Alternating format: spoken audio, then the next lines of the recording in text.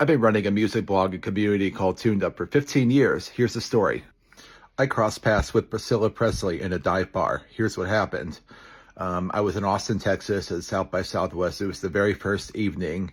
One of my favorite bands of my youth, I loved when I was 14, POD, was headlining at a place called the Dirty Dog Bar. At least I think that's what it was, Dirty Dog's Dive Bar, something like that.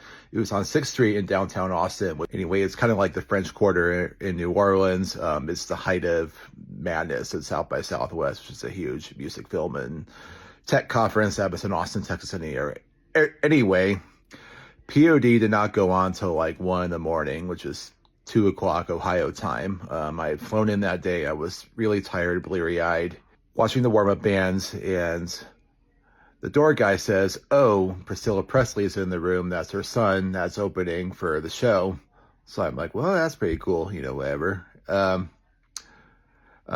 see this band called Them Guns, and they're pretty good, kind of an industrial alternative vibe, picturing Nine Inch Nails if they were a little bit more radio friendly.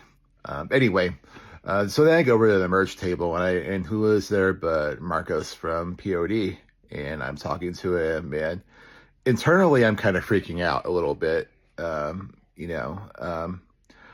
think fangirling at celebrities is a little cringe, and I try really hard not to do that, because we're all just people at the end of the day.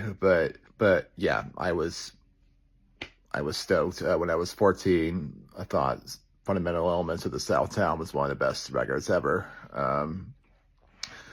So I'm talking to Marcos. We're talking about Tuned Up and maybe Audio Feed Fest. I don't know, whatever. I asked him if he knew Marco Castro, who's a friend of this blog.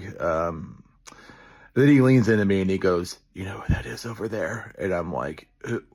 And he goes, "That's Priscilla Presley." So he points over there, and then I don't know if I saw her in that moment, but very shortly after that, I see her, and she's just in the crowd, and it was really wholesome, because in that moment she wasn't a celebrity. She was a mom videoing her son's band on her phone, like any other proud parent would do. So yeah, that was an enjoyable moment.